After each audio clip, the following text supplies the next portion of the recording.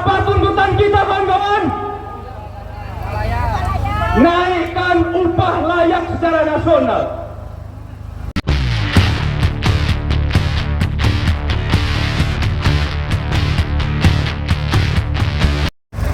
Hidup buruh! 500. Padahal anggut kita yang ada di 1000 lebih ya. Hidup buruh!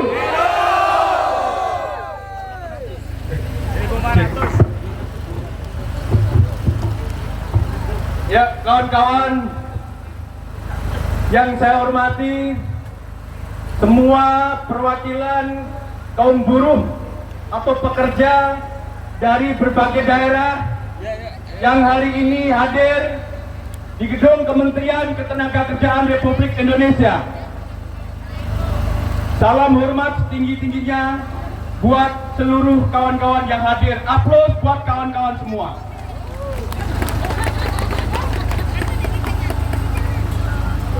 Beberapa waktu yang lalu, berbagai perwakilan atau pimpinan serikat buruh, serikat pekerja menyatakan bahwa perjuangan kenaikan upah tahun 2025 ini harus kita tingkatkan. Kita harus lebih semangat lagi untuk memperjuangkan kenaikan upah layak dan adil. Beberapa waktu yang lalu kita semua mendengarkan sama-sama bahwa Mahkamah Konstitusi telah membuat keputusan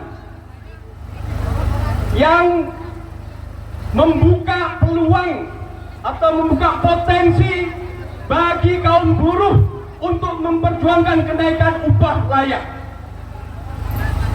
Namun putusan MK tersebut hanya akan sia-sia, hanya akan menjadi kertas kalau kita kaum buruh tidak pernah terlibat dalam perjuangannya. Betul nggak, kawan-kawan?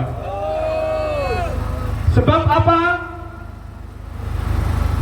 Konsolidasi selain yang dilakukan oleh kaum buruh, konsolidasi juga dilakukan oleh para pengusaha atau pemilik modal. Juga dilakukan oleh Apindo, Kadin, dan lain sebagainya. Yang tujuannya adalah bagaimana menghadang dari putusan MK tersebut. Betul nggak? Beberapa waktu yang lalu ada statement dari Apindo bahwa kenaikan upah tahun 2025 akan tetap diberlakukan PP 51.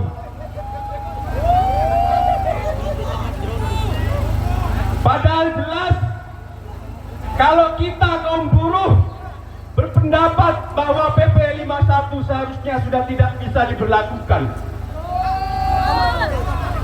Seharusnya pemerintah kita membuat aturan yang baru, yaitu terkait dengan bagaimana kenaikan upah buruh bisa menjadi layak, kawan-kawan.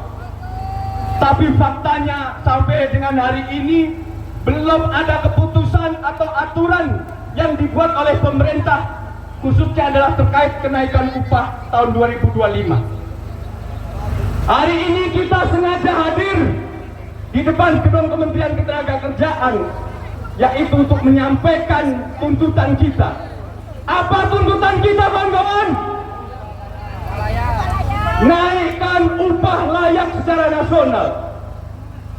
Bahkan kami dari serikat-serikat buruh yang tergabung dalam Aliansi Gerakan Buruh Bersama Rakyat dan juga kawan-kawan serikat buruh, serikat pekerja yang tergabung dalam ASB, semua juga bersepakat untuk menuntut kenaikan upah yang layak.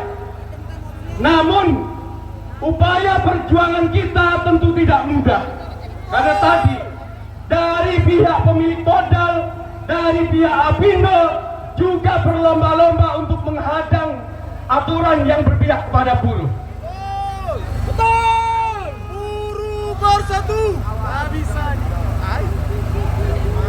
Hari ini kawan-kawan berkumpul, kawan-kawan buruh ada yang dari Jakarta, Betul nggak? Mana kawan-kawan buruh dari Jakarta? Mana suaranya kawan-kawan buruh dari Jakarta? Ada kawan-kawan buruh yang berangkat dari Jawa Barat. Mana kawan-kawan buruh dari Jawa Barat? Ada kawan-kawan buruh yang berangkat dari Banten. Mana kawan-kawan buruh dari Banten? Juga ada kawan-kawan buruh dari Jawa Tengah yang juga ikut berjuang di pemerintahan pusat ini, kawan-kawan.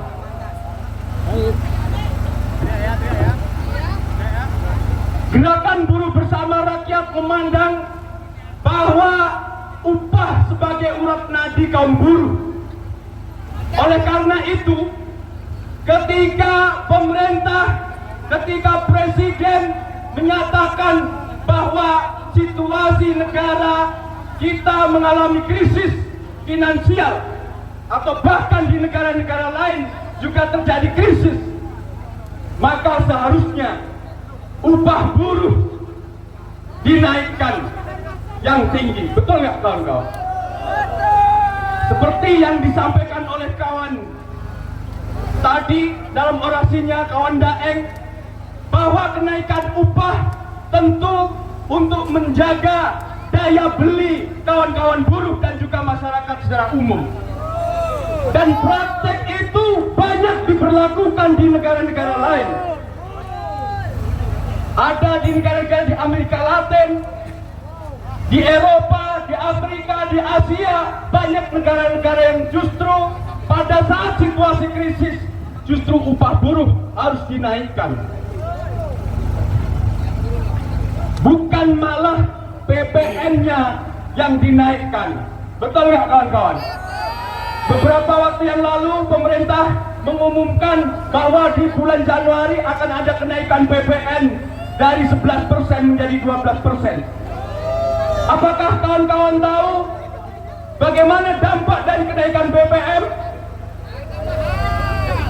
Harga mahal, peningkatan Tentu kemiskinan. harga barang, harga komoditas, harga sembako, elektronik semua akan ikut naik, kawan-kawan. Padahal sampai hari ini upah kita kaum buruh belum naik, betul nggak? Siapa yang akan diuntungkan dengan adanya kenaikan PPN ini? Dipastikan yang akan diuntungkan adalah para pengusaha. Karena kenaikan PPN tentu akan berdampak terhadap kenaikan harga barang. Sehingga kita sebagai masyarakat, sebagai konsumen, disitulah kita akhirnya kita akan membayar harga-harga kebutuhan tadi, kawan-kawan. Dan ini tentu berbanding terbalik dengan apa yang disampaikan oleh Presiden Prabowo dalam pidatonya 20 Oktober kemarin. Prabowo Gibran. Semua elemen masyarakat atau warga negara harus memiliki sikap patriotisme terhadap negara. Tapi apakah patriotisme itu juga berlaku bagi kita kaum buruh yang justru kita banyak dikorbankan, kita banyak ditumbalkan? Perdebatan dalam LKS Tripartit Nasional dan juga Dewan Pengupahan Nasional terkait dengan regulasi atau aturan untuk kenaikan upah tahun 2025 sampai sekarang mengalami deadlock. Tidak ada titik temu, kawan-kawan. Apakah kawan-kawan tahu jika deadlock atau tidak ada titik temu itu siapa yang seharusnya bertanggung jawab? Negara. Seharusnya adalah negara, yaitu pemerintah, yang justru harus mengambil peran untuk melindungi kaum buruh kita, kawan-kawan.